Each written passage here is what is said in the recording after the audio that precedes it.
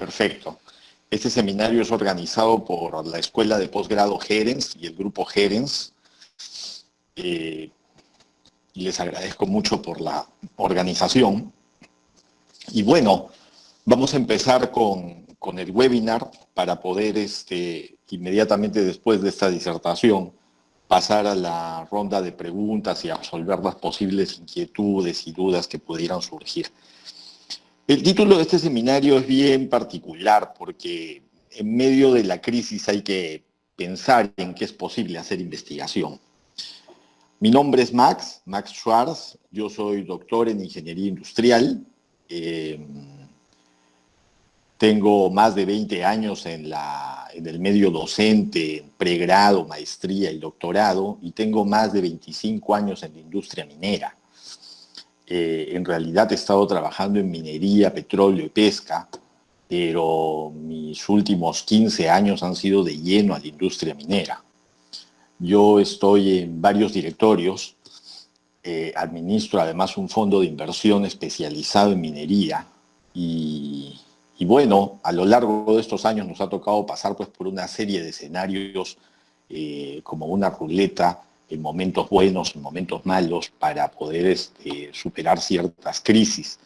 Entonces he tratado de conjugar la experiencia académica con la experiencia empresarial para poder brindar un proceso que nos permita hacer tesis de aplicación práctica o hacer investigación de manera práctica asociada a la industria, ¿no? La siguiente, Alex, por favor. Entonces, vamos al contexto de la crisis. Ahí está bien, por favor, está correcto. ahí. Ok, empecemos ahí. Bien, el título del webinar es justamente Oportunidades de investigación y tesis en tiempos de crisis. Y yo decía al empezar esta reunión, vaya crisis la que nos ha tocado. Y es que quizá una de las primeras cosas que hay que asumir es que deberíamos empezar a mirar las crisis como un conjunto integrado de restricciones.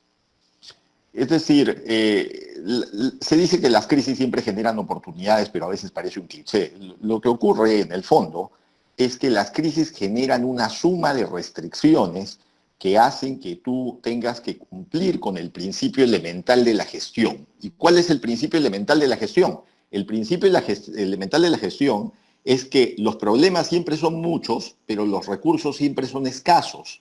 Y cuando tú tienes muchos problemas y pocos recursos, lo que tú tienes que hacer es concentrarte o enfocarte en cómo utilizar tus pocos recursos, tus recursos más preciados, cómo utilizarlos en los principales problemas y no en todos.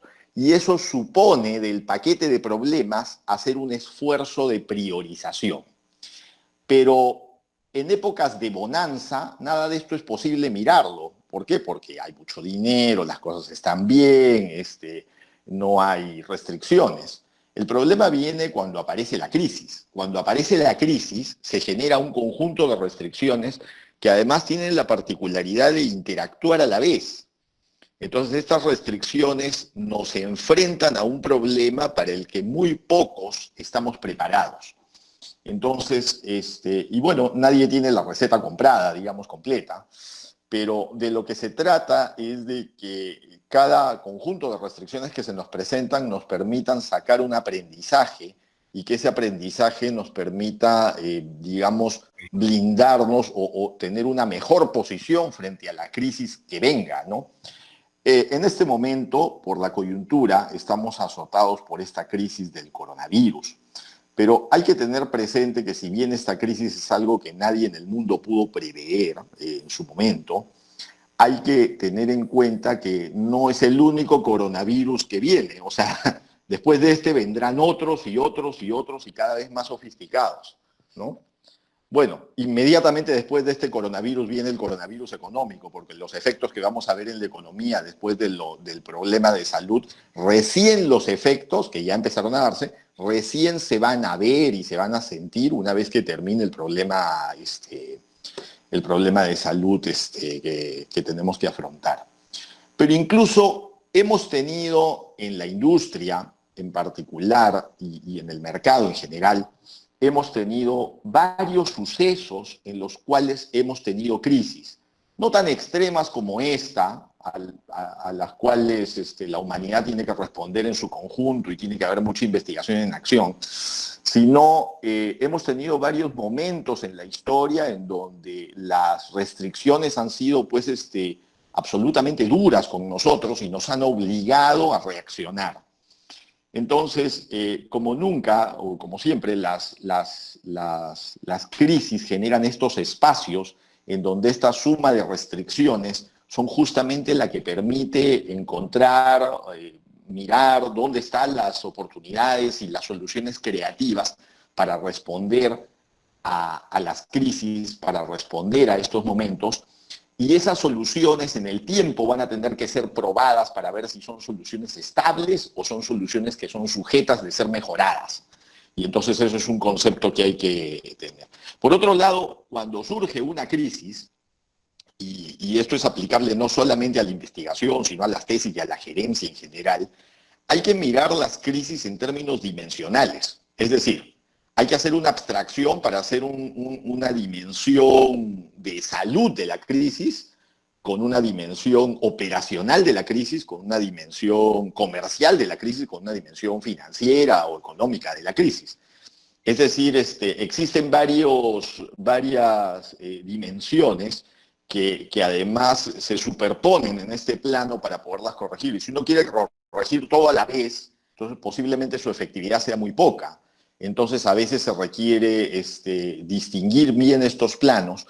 Y es curioso porque en estos planos existen oportunidades específicas de investigación frente a la crisis para poder, digamos, manejar esto, ¿no?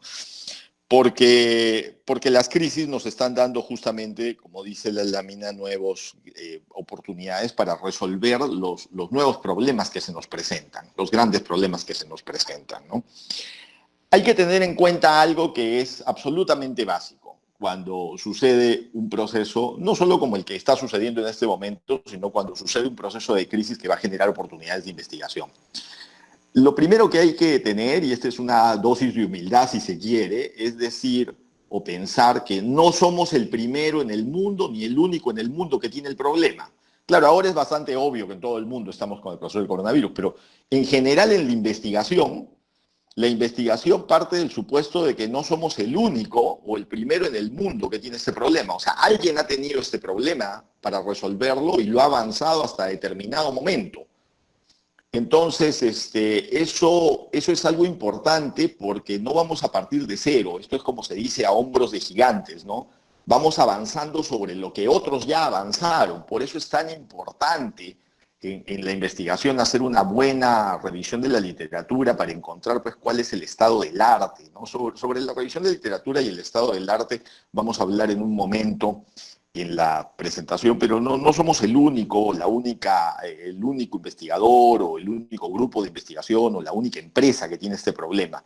Todos la hemos tenido y por lo tanto el compartir ideas y compartir soluciones o intentos de solución se vuelve crítico para lograr descartar aquellas que no son viables, que no pueden ser implementadas y poder enfocarse en aquellas que sí, que realmente están generando una oportunidad de hacer algo nuevo en el proceso, ¿no?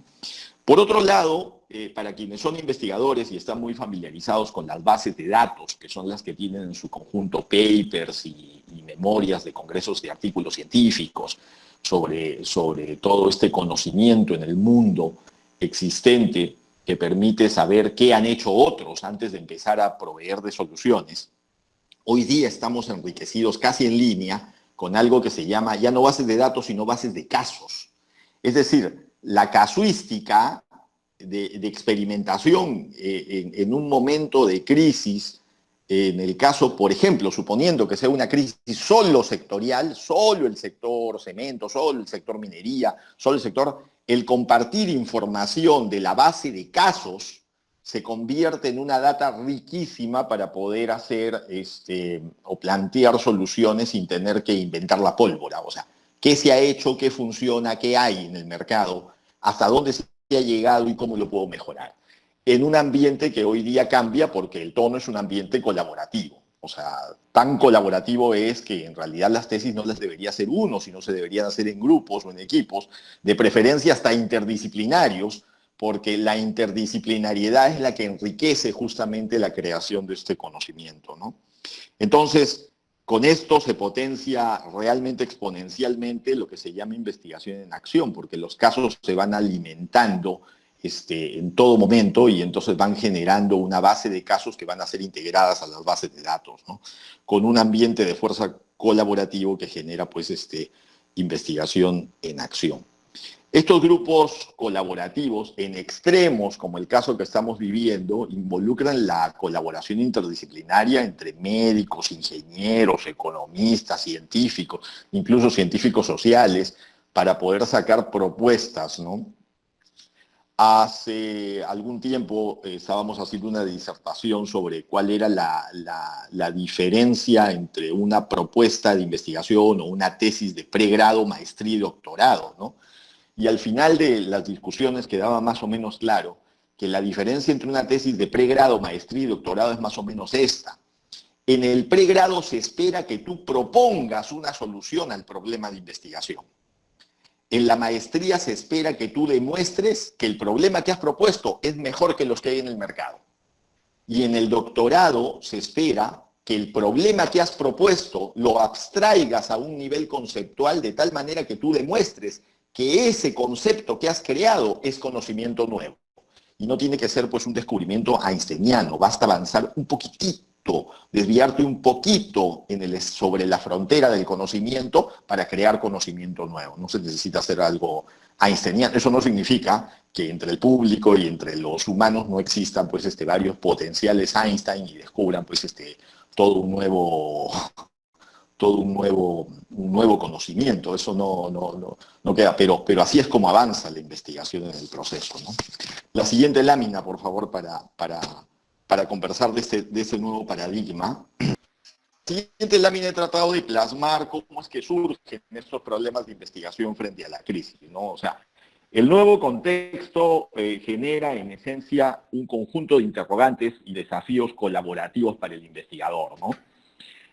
Surgen problemas de investigación. En la práctica, para quienes vamos a hacer investigación y tesis en particular, los problemas de investigación los vamos a plantear en forma de interrogantes simples o en forma de preguntas, ¿no? Y las preguntas que surgen son las operaciones y los empresarios y la industria, ha sido cómo mantener la continuidad operativa del negocio en el momento de crisis, ¿no? Cómo mantenemos la continuidad operativa, ¿no? O cómo nos protegemos financieramente frente a la crisis, o cómo podemos tomar cómo podemos manejar laboralmente el riesgo epidemiológico frente a la crisis, ¿no? Pero yo quería reflexionar un poco más sobre cuál es el fondo, cuál es el parque que permite obtener preguntas de investigación. Básicamente, muy bien, gracias. Básicamente, ¿cuáles son los problemas que surgen?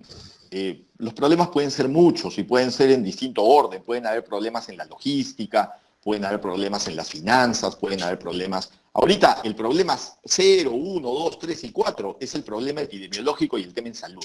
Eso es en este caso en particular. Pero en las crisis, dependiendo del contexto de la crisis, pueden surgir problemas en otros órdenes. En el orden financiero, en el orden comercial, en el orden... Siempre hay problemas, ¿no? Yo siempre les comento a los estudiantes que una fuente muy rica de problemas es el trabajo mismo, el quehacer diario, la experiencia previa del quehacer diario, ¿no? ¿Qué te quita el sueño en la empresa? ¿Qué les quita el sueño en la empresa? ¿Qué le quita el sueño a tu jefe? Entonces, si el problema son los costos, entonces tendremos un problema de investigación en costos que habrá que resolverse con una tesis que seguramente proponga, o con un proyecto de investigación que seguramente proponga algo sobre costos. Si el problema son los tiempos, entonces habrá que estudiar los tiempos del ciclo, o habrá que estudiar si el problema son los márgenes, si el problema son las finanzas, si el problema... Es decir, todos los días ahí. Es cuestión de que podamos plantearlos en forma de pregunta y que el problema sea interesante para poder ser resuelto. Un mismo problema puede haber sido abordado por miles de investigadores en el mundo. No somos la única fábrica de gaseosas que tiene el mismo problema, no somos la única mina que tiene el mismo problema. O sea, alguien ha intentado con el mismo problema resolverlo de alguna manera. Y eso me lleva a pensar que existe una serie de facilidades que antes no existían para identificar justamente cómo han avanzado otros. Y esto tiene que ver con la tecnología, ¿no? O sea, la tecnología ha permitido hoy día no solo acceder a repositorios de bases de datos con más de 750 millones de papers en promedio, donde está ahí casi el 95.5% del conocimiento que existe en el mundo sobre casi cualquier tema que se te ocurra investigar hoy día, sino que también te permiten bases de datos con información relevante sobre lo que está pasando en el mundo, es en línea y casi todas las personas tienen acceso hoy día, incluyendo pues el poder acceder con un celular, ¿no? Y aquí, en el término académico, se utiliza el método científico para resolver problemas.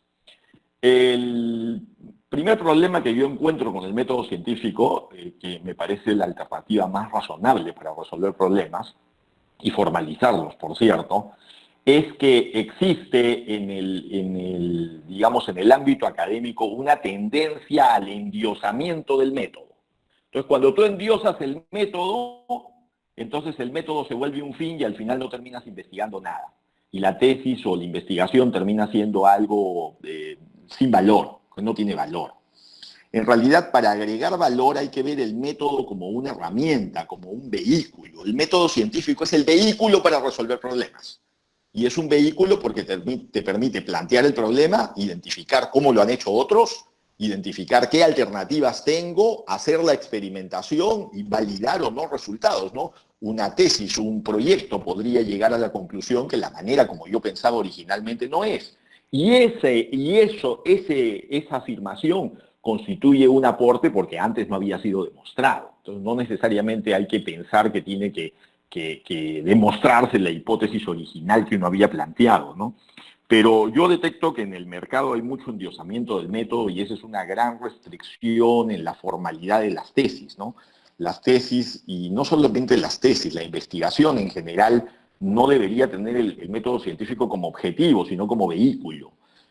Algunas profesiones que tienen mayor afinidad a publicar, como los médicos, lo entienden mejor quizá, porque los médicos escriben mucho y publican mucho, pero otras disciplinas están entrando a este tema de la investigación, y en este tema de la investigación hay que partir con que el redactar las cosas es una consecuencia de hacer investigación. Primero tenemos que hacer la investigación, después la redactamos. Algunos dicen que es al revés, pero en realidad no se trata acá de producir papers, casos o temas, sino se trata de producir conocimiento nuevo. No hay que perder de vista eso, y en eso el método científico es el vehículo, no es el fin, ¿no? En la siguiente lámina podemos ver un poco cómo es esto del estado del arte. ¿Qué cosa es el estado del arte? Y en qué se diferencia de la revisión de literatura, ¿no? Y del marco teórico, de los marcos teóricos, ¿no? A ver, el estado del arte es algo así como la frontera, es el término que se utiliza, es un término muy utilizado en el mundo, que se utiliza para describir la frontera del conocimiento del tema que estoy estudiando. Entonces, cuando tú quieres saber cuál es el estado del arte, del análisis de costos, tienes que ver qué se ha revisado sobre los costos y hasta dónde se ha llegado en la investigación. ¿Qué cosa se ha demostrado que no funciona? ¿Qué cosa se ha demostrado que sí funciona en determinadas circunstancias? Y a partir de ahí es que hay que partir. ¿Por qué es importante hacer el estado del arte? Para evitar que lo que propongamos en la tesis trate de descubrir la pólvora. Entonces tú de repente propones algo sin revisar el estado del arte y alguien te dice, oiga, usted muy linda su interpretación, pero eso de ahí ha sido descubierto hace 15 años y además se ha demostrado que no funciona. Entonces, para evitar eso, se requiere que todas las investigaciones hagan un primer estudio o análisis del estado del arte, para entender cuál es la frontera del conocimiento a partir de la cual partimos, para poder proponer alguna cosa nueva, para poder hacer un cambio, para poder adaptarlo, mejorarlo, implementarlo en otro sector, etcétera, para que esa implementación, ese cambio se convierta en conocimiento nuevo. Y para poder encontrar cuál es esa frontera del conocimiento, o sea, determinar cuál es el estado del arte, hay que hacer algo que se llama revisión de la literatura. Y la literatura es la revisión de los papers, de los últimos documentos. El paper es el nombre en inglés que se utiliza para describir el artículo científico. El artículo científico que está basado en lo que hicieron otros más la demostración de lo que puedan hacer, ¿no? Lo que interesa son pues artículos científicos del año 2020, incluso del 2021, que ya están publicados. No han sido publicados físicamente, pero sí están en electrónico, o sea, ya han sido admitidos, porque el proceso de admisión de un paper, como sabrán muchos de nuestros colegas investigadores, es un proceso tortuoso que toma pues un tiempo de revisión y análisis de pares, etcétera. Pero ahí está el conocimiento, hasta ahí ha llegado el conocimiento, y hay que descubrir, y uno tiene el deber de demostrar en un proyecto de investigación y en una tesis hasta dónde ha llegado el conocimiento antes de que propongan soluciones. Hay miles de casos de tesis que hacen un brevísimo marco teórico y proponen algo, pero no han revisado la literatura, no han hecho un estudio del estado del arte. Entonces, ¿cómo saber si lo que proponen en realidad ya fue descartado? Entonces, no tiene sentido. ¿Cuál es la diferencia entre marco teórico y estado del arte? Esa es otra cosa que quería poner en la mesa, ¿no? Un poco para centrar el tema. El estado del arte es el conocimiento existente en el mundo para resolver el problema, y lo plantean los papers. En papers tú puedes encontrar el conocimiento que existe en el mundo para resolver un problema de investigación. Vamos a suponer que el problema de investigación sea cómo mejorar la eficiencia del tiempo del ciclo en la distribución de concentrados. Ya está. ¿No es cierto? Entonces, un problema de eficiencia es un problema que tiene que ver o con tiempos o con costos. Eficiencia. Ok. No es un tema de resultados, sino sería de eficacia. Entonces, es un tema de eficiencia. Entonces, yo tengo que buscar papers sobre cómo han intentado resolver el problema de los tiempos en la distribución de concentrados. Tendré que buscar papers sobre, y los hay. Hay compañías mineras que han hecho el esfuerzo de hacer modelos, de hacer y entonces ahí están los papers.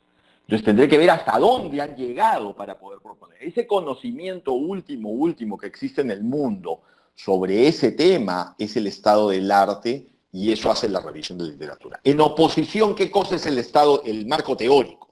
El marco teórico es otra cosa. El marco teórico es el conocimiento a nivel de teorías que sirve para comprender el problema de investigación. Entonces, yo, para comprender el problema de la distribución de concentrados, necesito entender qué cosa es distribución y qué cosas son concentrados. Entonces tengo que buscar literatura sobre distribución y concentrados. Y también tengo que entender qué cosa es eficiencia. Entonces esas tres cosas tienen que estar teorizadas. Esos son los grandes componentes del marco teórico. Y por supuesto, dentro de esto, existen unas teorías atrás. Y esas teorías también tengo que documentarlas, porque, como comprenderán, una tesis es bastante formal. Entonces, una de las teorías que está de todas maneras ahí está la teoría de la cadena de suministro. La teoría de la cadena de suministro la tengo que teorizar, porque es una teoría que está ahí, tiene que ver con los tiempos, tiene que ver con la cadena, hay que calcular hasta el efecto látigo, una serie de cosas, ¿no es cierto?, que me vienen a la mente cada vez que pienso en la cadena de suministro. En fin. Esa es un poco la diferencia entre marco teórico y estado del arte. Y tendría que decir también que mientras el estado del arte se encuentra en papers, el marco teórico, en cambio, se encuentra en libros, normalmente. No lo vas a encontrar normalmente en papers, ¿no? Finalmente, quisiera explicar que tú detectas, pasemos a la siguiente lámina, por favor, Alex. Tú detectas un problema de investigación. Ese problema es interesante, lo puedes revisar en el ambiente académico, laboral, es un problema novedoso, ha intentado ser resuelto en el mundo por todo este paquete de investigadores, en la China, en la India, en cualquier sitio, en Brasil, Y entonces y han llegado hasta cierto momento, entonces ya está el estado del arte delineado, y entonces ya a partir de ahí yo puedo hacer una pequeña desviación, y esa pequeña desviación se convierte ahora, una vez que la someta a prueba, a la prueba de rigor, se convierte ahora en conocimiento nuevo, y ese conocimiento nuevo es el aporte de la investigación, y es la esencia del aporte la que debe ser reflejada en el abstract de la investigación y de la tesis. O sea, la tesis tiene que empezar diciendo qué cosa aporta, ¿no es cierto? ¿Qué se aporta? ¿Cuál es el aporte? El aporte puede ser un nuevo método, un nuevo algoritmo, un nuevo procedimiento, un nuevo modelo, un nuevo enfoque, un nuevo algo. Ese algo nuevo que le estoy dando a lo que ya investigué, eso es conocimiento nuevo, vuelvo a repetir, no tiene por qué ser einsteiniano, ¿no? Y ahí aparece el concepto de contribución, porque la palabra específica que se utiliza en la redacción de papers es la contribución, ¿no? La presente investigación contribuye con tal cosa, ¿no? O presenta una contribución con un nuevo modelo para mirar tal cosa, ¿no? Y la contribución puede ser teórica, como modelos, métodos, algoritmos, estrategias, soluciones, nuevos productos o servicios, o puede ser una contribución también sobre el aprendizaje generado, o una contribución como una experiencia también, a nivel de una contribución que termine aterrizando en un caso, ¿no? Eh, y un poco para cerrar, la demostración de eso tendría que modelarse a partir de determinar en un diseño de investigación si es que esto va a ser por medio de un experimento o no, ¿no? Si es por medio de un experimento va a ser experimental, si no va a tener un experimento va a ser no experimental, y entonces vamos a tener que ahí colocar digamos, la clasificación del método que vamos a usar, y entonces ahí vamos a aprovechar para especificar el tipo de investigación, si es pura, aplicada, el nivel, el enfoque, el alcance de la investigación, si estamos hablando de un nivel puramente descriptivo, un nivel relacional, cuando hay variables que se correlacionan, un nivel explicativo, o si estamos hablando de un nivel predictivo, que es un nivel cuando ya predices una solución al problema. Igualmente, podemos establecer distintos diseños para la investigación, experimental, no experimental o cuasi experimental.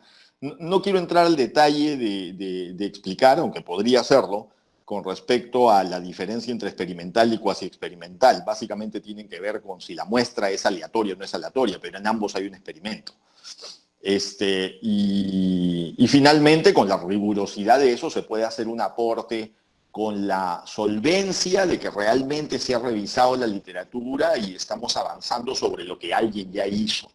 Eso supone un reto para las universidades, y el reto para las universidades es tener departamentos de biblioteca que estén a la altura para poder tener acceso a estas bases de datos donde podemos hacer experimentación, ¿no? En el caso de Gerens tenemos todos los soportes y las bases de datos para poder hacer investigación científica de primer orden y poder acceder a esta información, discutirla, disertarla y extraer de cada, porque no es cuestión de colectar los papers, extraer de cada una qué es lo que realmente aporta en la línea de lo que yo estoy investigando y tener la capacidad para criticarlo, para encontrar los vacíos en la literatura. Porque una vez que tú encuentras los vacíos en la literatura, justamente la propuesta es lo que cubre estos vacíos y permite generar conocimiento nuevo, ¿no? En suma, y para terminar, yo diría que tanto hacer investigación como plantear o proponer una tesis es esencialmente simple si se mira el método científico no como un fin, sino como un vehículo, como un medio, como una herramienta que nos permita llegar a determinar este conocimiento. Yo diría que 50% del tiempo de una investigación tiene que ver con revisar la literatura y mirar hasta dónde ha llegado el estado del arte de ese tema en particular. Y el otro 50% tiene que ver con la demostración pura, ¿no?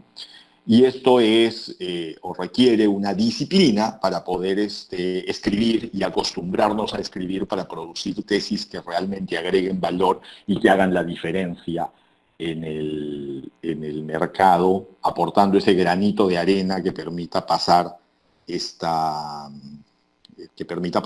momentos de crisis. Y adicionalmente, en medio de la crisis que actualmente estamos pasando, estas cuarentenas que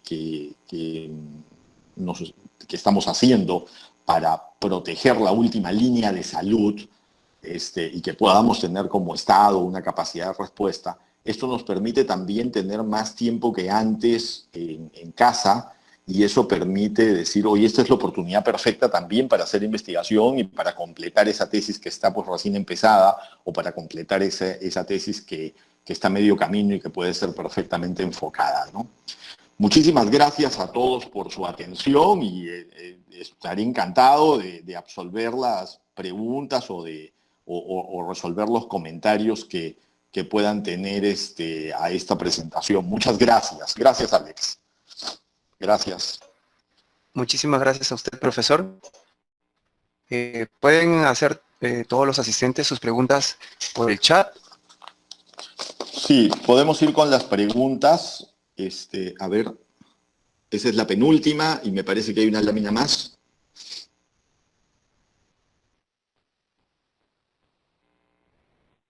Ajá. Muy bien.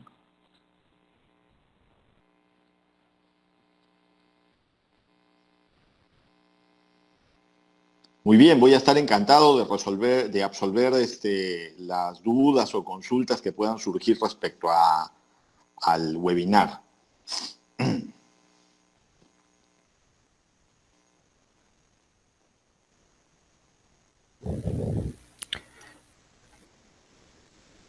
Buenas noches. Buenas noches. Una consulta. En primer lugar, felicitándolo por la exposición. Muy clara. Pero en el tema de las oportunidades aprovechadas en el contexto de la crisis, nos ha indicado usted que la crisis generan ya no, o no se basan en datos, sino en casos, porque son, la estamos viviendo en tiempo real. Entonces, en esos casos, no estaríamos o no contaríamos con un estado del arte, digamos, de una investigación bibliográfica en este sentido, sino típicamente un caso de alcance exploratorio. Entonces, ¿cómo plantearíamos el alcance de la investigación? Como una investigación exploratoria no podríamos plantear soluciones o plantear hipótesis. En tiempo de crisis, ¿cuál sería el modelo de alcance de la investigación? Gracias por la respuesta anticipadamente. Bueno, gracias, muchas gracias. Bien, en fin, la investigación exploratoria está destinada es decir, se hace una investigación exploratoria cuando el problema no es conocido. Aquí tenemos el tema de que sabemos el nombre del problema, pero el problema no es conocido, apenas vamos conociendo porque estamos hablando de este caso, entiendo por tu pregunta. Acá tenemos menos de 105, 108 días de conocimiento del coronavirus. En realidad es un problema poco conocido. Entonces, es más, desarrollar una vacuna para esto va a tomar entre 12 y 18 meses todavía. Entonces, cuando se trata de temas como no es que tú plantees una investigación exploratoria. En principio puedes plantear como una investigación, sería exploratoria porque el problema no es conocido, pero eso no significa que no tengas antecedentes, que no tengas en bases de datos hasta dónde ha llegado el estado del arte del manejo de los virus. Y entonces te vas a encontrar con sorpresas, ¿no? Bastante cercanas a coronavirus. Y entonces y vas a encontrar con que lo han tenido en ambientes o en industrias como textiles, mineras, varios casos que ya están documentados en papers, incluso publicados. O sea, y entonces la casuística, la base de casos, es un complemento para llegar a ese acercamiento, para poder hacer tu modelación, para poder hacer las pruebas, para poder hacer los temas, ¿no? Entonces, dependiendo del problema de investigación, habría que mirar si el problema es conocido. Por ejemplo, si tú quieres resolver el problema de cómo manejar la continuidad operativa en términos de coronavirus, el tema de la continuidad operativa sí es un problema conocido, porque no es solo por coronavirus, podría ser por 20 agentes distintos. Hay que resolver el problema de cómo manejar la continuidad operativa. Entonces, el problema, ¿cuándo haces investigación? Repito, ¿cuándo haces investigación exploratoria? Cuando el problema no es conocido o hay muy poca información sobre el problema. Si tú tuvieras como problema cómo resolver el problema epidemiológico de los casos de COVID en las minas o en algún, ahí sí estamos frente a un problema desconocido. Y entonces, depende en este momento de cómo hayas redactado el problema de investigación o cómo esté puesto en la mesa el problema de investigación. Ahora, los casos que existen son casos que corresponden a algo que tú muy bien has mencionado, que se llama investigación en acción. O sea, todos estamos investigando a la vez y no todo funciona. Hay que ir probando qué funciona. Hay cosas que funcionan muy bien en una realidad y no funcionan muy bien en otra. Entonces, esta investigación en acción hay que tomar con cuidado las bases de casos, pero son valiosas en tanto francas puedan ser, o sea, información real, no manejada, y para poder alimentar estas bases de datos sobre las cuales pueda hacerse análisis de otro orden, ¿no? Se podría utilizar técnicas de inteligencia artificial para hacer a través de redes neuronales o algoritmos genéticos interpretación de la data, ¿no? A nosotros, a los geólogos les gusta mucho hacer esto para los yacimientos minerales, pero esto también puede ser utilizado para todo, o sea, para muchas datas, ¿no? Y entonces hoy día una red neuronal puede correr perfectamente en Excel utilizando Neural Tool, o sea, utilizando herramientas muy al alcance de cualquier PC. Entonces no es complicado, ¿no? Para el proceso, pero no sé si eso absuelve un poco tu pregunta. No sé si, Alex, podrías leerme las preguntas que están surgiendo. Gracias, está claro. O podrías darles el micrófono. Uh-huh. Sí, profesor, la señorita Adriana del Valle pregunta, sí. ¿En qué repositorio se puede encontrar la mayor cantidad de trabajos de investigación del Perú, de distintas ingenierías específicamente? Ya, ok. Mira, en el caso del estado del arte, no tienes, Adriana, que limitarte a Perú. El estado del arte es mundial. O sea, es más, yo te diría que no te limites para nada a Perú.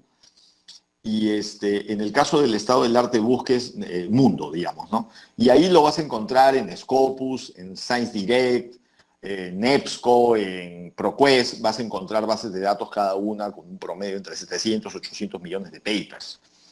Ahora, ¿qué es lo que tienes en Perú? Bueno, en estas bases de datos puedes segmentar por países, así que ahí puedes tener lo que ha producido el Perú en los últimos años. Y si tú quieres una investigación de un poco menor nivel, que todavía no ha llegado al nivel de papers, pero que sigue siendo propuestas de investigación o trabajos de cómo, yo te recomiendo el repositorio Alicia, que tiene los repositorios de las tesis, así se llama, Alicia, que es el repositorio que tiene el repositorio de las tesis de las principales universidades del Perú. Y eso te podría dar una guía porque las universidades están subiendo sus tesis y las tesis son pues de orden público hoy día, ¿no? Sin embargo, para tesis más antiguas que no han sido digitalizado y que tienen algún conocimiento que te podría ser útil, yo te recomiendo que te contactes con esa universidad y en esa universidad te van a dar un link de acceso para poder mirarla o en el peor de los casos para poder mirar el ejemplar físico, ¿no? Porque mucho depende de que se haya publicado de si el autor en esos años accedió a que se publique o no. Hoy día todos acceden a que se publique, porque no hay mejor cosa que tener la información pública, porque así nadie la puede clonar, etcétera, ¿no? Entonces eso es un poco, ¿no? Adelante. El señor Jaime Suárez consulta, ¿qué se recomienda para tesis avanzadas ahora que cambiaron los escenarios? ¿Adaptarse a esos cambios hará que cambie todo? Ya, honestamente, si tú tienes tu tesis ya avanzada, tienes que completarla, salvo que el problema de investigación haya perdido vigencia, o sea, ya haya sido absolutamente resuelto. Eso es muy difícil. Es decir, si la tesis ya no trates de inventar, mi recomendación es no tratar de inventar la pólvora ni modificarla para el coronavirus, porque en realidad lo que ya venías haciendo ya aportaba cierto conocimiento nuevo, y con lo cual si has usado el vehículo del método científico, yo no veo mayor problema para que eso sea considerado un aporte, ¿no? Ahora, si tú quieres hacer pues el último aporte, en realidad lo que te diría es que te va a ganar el tiempo porque mañana más tarde va a aparecer pues el coronavirus 2 o 3 o 4 y entonces siempre vamos a estar en eso y nunca hacen su tesis. Entonces, yo lo que creo es que hay que completar lo que ya se hizo, salvo que el problema haya dejado de tener vigencia, ¿no? Y acá quiero contar una anécdota. Había, en unas tesis que estaba revisando en México, había alguien que había hecho su tesis sobre el asbesto y la importancia del asbesto y todo, pero ya eso dejó de tener vigencia porque el asbesto ya no se usa porque hace muchos años se descubrió que era cancerígeno. Entonces ya el problema en ese caso tuvo que dejar de tener vigencia y esa tesis hubo que dejarla para poder hacer otra cosa. Pero si ese no es tu caso, completa lo que ya tenías, Jaime. Esa es mi recomendación. La siguiente. El señor Julián Pérez Falcón pregunta, ¿cómo se ha de avanzar la investigación en estos momentos críticos donde existen muchas restricciones? Bueno, Julián, yo lo que te diría es que dentro de todo es como el principio de la gestión. Los problemas siempre son muchos, pero los recursos siempre son escasos. Es cierto que existen restricciones, pero el Internet no es una restricción. El acceso a bases de datos tampoco es una restricción. El acceso a software para hacer simulación tampoco es una restricción y ahora, en el Perú, bueno, de manera obligada, pero en otros lugares, en las cuarentenas, tenemos más tiempo o tenemos el tiempo que quizá antes no teníamos para hacer investigación. Entonces, en realidad, se ha democratizado mucho el acceso a la información con el cual los investigadores pueden trabajar y los tesistas pueden proponer, ¿no? Eso es un poco. La siguiente. La doctora Ana Rosa Danilla comenta, los científicos médicos están haciendo mucha investigación científica experimental.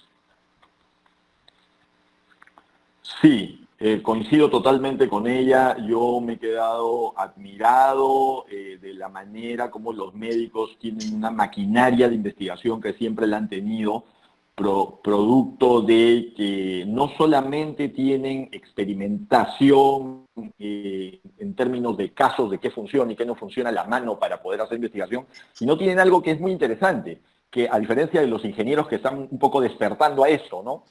A pesar de que ya hay publicaciones en ingeniería de primer nivel, y es el hecho de que los médicos están acostumbrados a publicar desde muy temprano.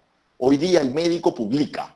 Y basta ver la producción que tienen otras universidades que tienen carrera de medicina y tú puedes ver la mayor producción cómo se da ahí, ¿no? Muchos dicen sí, porque tienen el instituto que permite hacer eso, pero no es así. En realidad hay una industria bien preparada que les permite usar el método científico como un vehículo y es una máquina para producir papers que aportan valor, ¿no? Y eso es bueno y eso hay que imitarlo. O sea, el proceso de investigación en nosotros es un tema al cual tenemos que insertarnos para poder utilizar el método científico como vehículo y ir así, ¿no? Pero sí, coincido totalmente con el comentario de la doctora Ana Rosa. El señor Paul Dionisio dice, buenas noches, doctor. ¿Qué consideraciones se debe tener para un correcto planteamiento de preguntas de investigación? Ya, depende de la especialidad profesional, pero en el campo de las ciencias como ingeniería, y acá lo importante es que el problema sea claro y que tenga un componente medible, que por ejemplo, si tú quieres cómo mejorar la eficacia, la eficiencia, la efectividad, la productividad, debe tener un término, en mi opinión, para que esté aterrizado y no sea un problema totalmente abierto, debe tener un término que lo ancle, que esté vinculado a la materia de la especialidad profesional. En la especialidad profesional de la ingeniería y la gestión, por ejemplo, los términos claves son eficiencia, eficacia, productividad, confiabilidad, disponibilidad, rentabilidad, clima, retorno, o sea, una palabra medible, ¿no? Y además en el problema debe estar puesta la variable dependiente que tú quieres controlar, ¿no? Entonces, para que las respuestas posibles incluyan esas variables independientes para solucionar el problema, ¿no?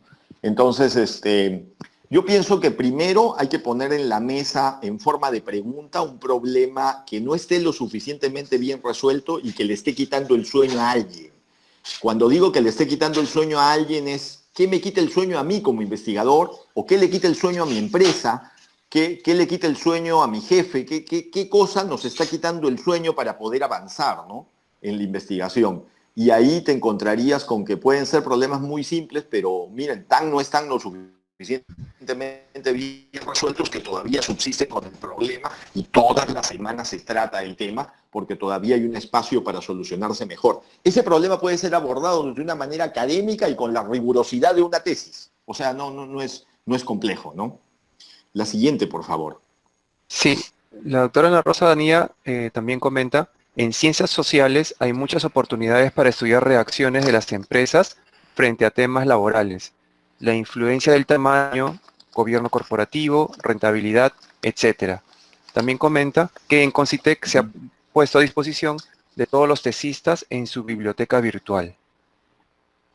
Sí, efectivamente, hoy existe muchísima mayor disponibilidad y en eso Concitec ha jugado un papel importante, ¿no? También quiero mencionar algo a partir del comentario de la doctora Ana Rosa, y gracias por el comentario, Ana Rosa. También quiero mencionar que no es solo eso, sino que la investigación hoy día permite incentivos. O sea, tú puedes lograr obtener, a partir de la ley 30.309, incentivos tributarios que te devuelven hasta el 175% de lo que tú inviertas en investigación. Y entonces, claro, lo único que tienes que hacer es un pequeño trámite para poder pasar por algo que se llama la norma de beneficios tributarios, que es calificado por unos ciegos, unos investigadores acreditados que son ciegos, y si califica como innovación, entonces la SUNAT te lo puede admitir como gasto hasta el 175% de lo que tú realmente gastaste. O sea, si tú gastas como 1, tú puedes deducir hasta como 1.75, lo cual es un incentivo tributario perfecto para armar departamentos de investigación dentro de las compañías o dentro de las organizaciones y para poder aplicar a esto, ¿no? Y eso no quería dejar de mencionarlos porque son un conjunto de herramientas las que permiten no solo acceso, sino facilidades para hacer estas cosas hoy día, ¿no?, que antes no eran posibles. La siguiente, por favor. Sí, el señor Nilo Edwin González consulta, en el supuesto caso que se levante el estado de emergencia el 26 de abril, ¿cree usted que la minería debe ser el sector que inicie las operaciones teniendo las datas de infectados que fueron creciendo exponencialmente? Yo creo que nuestra vida no va a ser igual a como era antes de la crisis, porque esta crisis nos ha demostrado lo vulnerables que somos como humanos. Y yo pienso que ninguna actividad va a ser exactamente igual. Yo pienso que las actividades que tienen que reiniciarse inmediatamente son las que generan más valor social, digamos, en el proceso. Y en esa ruta también van a empezar seguramente las actividades mineras, pero las minas, para quien es minero y lo sabe, yo que promuevo la minería en general porque creo que la minería es el motor del desarrollo del Perú, yo soy un convencido de que la minería no va a ser igual.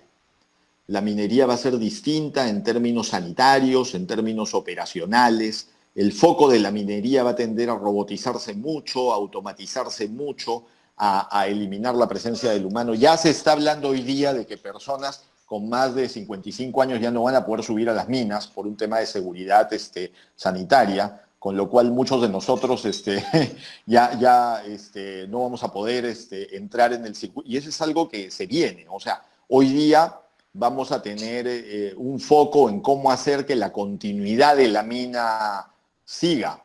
Ahora, si la pregunta tiene que ver con qué entra primero en actividad, yo pienso, y respondiendo la esencia de la pregunta, es que debe entrar en actividad aquello que le genere más valor social a nuestra sociedad como tal.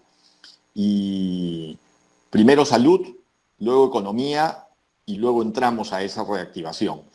Los efectos económicos que todo esto va a tener son dramáticos y en realidad no es que se estén viendo, recién se van a ver cuando termine el problema de salud. La recuperación de la economía va a ser lenta y cualquier esfuerzo que se esté haciendo todavía es insuficiente para lo que se necesita. Yo pienso que se necesitan muchas oportunidades creativas para poder hacer las cosas. los inventarios en el Perú, dado que tenemos un alto grado de informalidad, en el Perú el empresario que tiene empresa, digamos, tiene mucho de su dinero no en bancos, sino lo tiene en stocks. Entonces, en el Perú los stocks y los inventarios que no son de corto para hacer el ciclo de caja, los inventarios que son de mediano, van a tener que ser guardanteados para conseguir oxígeno. En el Perú van a tener que haber oportunidades interesantes para poder adelantar facturas. O sea que los negocios de factoring, microfactoring y esto, ¿por qué? Porque se necesita liquidez para poder cumplir con las obligaciones y no cortar la cadena de pagos. En el Perú, los costos sanitarios y los costos de la infraestructura de salud, no solo en las minas, sino en todos los lugares, van a tener que cambiar. Los equipos de protección personal tienen que ser ahora más sofisticados, la inversión en los tópicos, que antes era una inversión como muy aparte, nunca nos va a pasar, ahora tiene que ser pues la inversión prioritaria, los controles para poder subir y bajar los desplazamientos. Entonces, eso involucra un conjunto de cambios para los cuales no sé si estemos totalmente adaptados. En otras palabras, nada va a volver a ser lo mismo de como era antes. O sea, no es que reactivamos y empezamos a trabajar la planta ni la mina. No es igual, no se va a poder. Es un aprendizaje, nos va a tocar pasar por ese aprendizaje, pero no dudo de que la minería va a reaccionar a la altura de los tiempos, como siempre lo ha hecho, contribuyendo con el desarrollo nacional. Y yo pienso que esta es la oportunidad para traer tecnología que permita hacer las cosas bien y oportunidades creativas para trabajo colaborativo y soportar con eso al resto de las industrias en el Perú, ¿no? La siguiente, por favor. Pedro Montoya pregunta, aprovechando esta oportunidad y su conocimiento sobre método científico, ¿cuál sería la diferencia entre el estado del arte y el estado de la cuestión? Ya. Bueno, la literatura refleja estado del arte. Estado de la cuestión es una forma, digamos, no formal de decir lo mismo, pero en realidad ahí no tienes una diferencia. El estado del arte es la frontera del conocimiento que se tiene sobre cualquier tema que tú quieras estudiar. La siguiente, por favor. Félix Morales pregunta sobre una idea de índice de la investigación. Ya, ahí quiero explicar que cada universidad y cada institución educativa tiene un índice propio. Si yo tuviera que hacer una simplificación así muy simple, fuera de las partes formales iniciales, que son las últimas que se escriben, porque lo último que hay que escribir es la introducción y el abstract. O sea, eso es lo último que hay que escribir, el abstract y la introducción. La introducción es un pequeño capítulo que inserta al lector no especializado, porque no todo el mundo tiene que conocer tu tesis, cuando la lean dentro de 20 años o ahora, inserta en cuál es el problema, te inserta en la mecánica de lo que tú quieres investigar o de lo que tú vas a terminar desarrollando, ¿no? Pero la tesis empieza con una gran pieza, que es la pieza del problema de investigación. Y el problema hay que caracterizarlo. ¿Qué significa caracterizarlo? Significa describirlo, formularlo, delimitarlo, ¿no es cierto? Y entonces tú describes el problema, lo formulas, lo delimitas y lo justificas, y justificar el problema de investigación. Y eso es un gran capítulo de las tesis, ¿no? El siguiente capítulo es, antes de que inventes nada, hay que desarrollar el estado del arte. Se llama estado del arte. En muchos lugares de frente se llama revisión de literatura o estado del arte. Acá hay mucho formalismo con ponerle el marco teórico. Bueno, se inserta dentro del marco teórico. Muchas universidades tienen un esquema que lo meten dentro del marco teórico, pero lo más importante ahí es el estado del arte, que es la segunda gran pieza. Luego, en mi opinión, es un vestido del marco teórico que sustenta esta investigación. Luego es la propuesta, qué es lo que se propone, y el marco metodológico, cómo vas a abordar el problema. Luego la propuesta, y luego el desarrollo mismo de la tesis, y finalmente conclusiones que tengan que ver con lo que planteaste. O sea, tus conclusiones tienen que aterrizar lo que planteaste. O sea, por lo menos una de las conclusiones tiene que dar cuenta si se han cumplido o no las hipótesis. Por lo menos una de las conclusiones tienen que dar cuenta de los resultados de la investigación. Por lo menos una de las conclusiones tiene que dar cuenta de cuáles son esos vacíos que todavía quedan y que deslizan la oportunidad para futuras investigaciones, ¿no? Entonces, tiene como varias partes clásicas, pero el índice mismo lo define cada institución educativa y así debe ser porque mantienen ciertos estándares que hay que cumplir, ¿no? La siguiente, por favor. El señor César Alvis pregunta, doctor Max, ¿se podría hacer una investigación considerando una variable independiente y una dependiente? ¿O necesariamente debe ser más de dos variables dependientes? No, se requiere una variable dependiente. Entonces, con tu variable dependiente, tú te preguntas de qué depende esta variable dependiente y encuentras pues 20 de las que dependen. Entonces, tienes que escoger algunas y excluirte de otras. Porque si tú no te excluyes de otras, te arriesgas a hacer una tesis de 20 años de tesis. O sea, si tú quieres hacer una tesis práctica, tienes que incorporar una o dos variables o tres independientes que demuestren que estén vinculadas a esa dependiente para a partir de ahí tener problemas específicos y el resto las congelas, como cuando en economía hacíamos ceteris paribus, las congelas, porque si no las congelas te arriesgas a que alguien en el jurado te pueda decir, oiga usted, ¿y por qué no consideró la variable tal, que claramente afecta al problema? Entonces tú tienes que decir, no, un momentito, en la página tal está la exclusión de estas variables, donde yo reconozco que efectivamente las afecta, pero no la estoy excluyendo, sea por diseño de la investigación, que es la manera elegante de decir porque no me da la gana, o sea por una cosa que es bastante obvia, que se llama, no por diseño de la investigación, sino por ser una variable que el investigador no controla. Las variables que no controlas no tendrías por qué incluirlas, tendrías que excluirte de ellas porque son variables que no controlas, que no son controlables por el investigador. Acuérdense que el investigador tiene variables que puede controlar y variables que no puede controlar en una investigación, ¿no? La siguiente, por favor. Gianni Sanz menciona, al igual que cada experiencia desafiante, esta pandemia nos enseña que somos totalmente vulnerables ante las situaciones, que no tenemos control de nada y que dejarnos influenciar por el miedo es peor que el mismo coronavirus. Sí, no tengo mayor comentario, estoy totalmente de acuerdo, ¿no? No hay que dejarnos vencer por los miedos, creo que hay oportunidades y ser prudentes porque todavía lo que se está sabiendo con respecto, incluso hay personas que ya pasaron el coronavirus y no se sabe si pueden volver a contagiar o no. Todo eso está en investigación recién. Entonces, todo esto es investigación en acción. Hay que tomar los datos con pinzas y ser prudentes. Lo que aparentemente está funcionando es que hay que proteger la última línea de nuestro sistema de salud. Si por aproximadamente al 80% de las personas, incluso en el Perú, o ya les ha dado o ya les va a dar el coronavirus de todas maneras. Este virus tiene una tasa altísima de viralización, o sea, de difusión. Sin embargo, tiene una tasa de mortalidad baja. Pero el problema es que si no hay cuarentena, si todos salen a las calles a la vez, el sistema de salud colapsa. Entonces, la única manera de que el sistema de salud no colapse es hacer estas cuarentenas para que la tasa que llegue al sistema de salud que realmente requiera respuesta. Y respuesta me refiero a de dos tipos. El tipo leve que solo requiere que solo requiere oxígeno y que en este momento creo que se está yendo a la Villa Panamericana, y el tipo grave que es el que tiene que ir al hospital de ATE, que es el que realmente requiere respirador, ¿no? En realidad, si esa última línea de respuesta no se da y se sobrepasa, colapsan los sistemas de salud y entonces no podríamos con nada, ¿no? En este momento estamos en pleno ascenso de las curvas, así que no hay mucho que hacer, ¿no? Estamos aprendiendo en el camino, como dice. La siguiente, por favor, o no sé si hay más preguntas.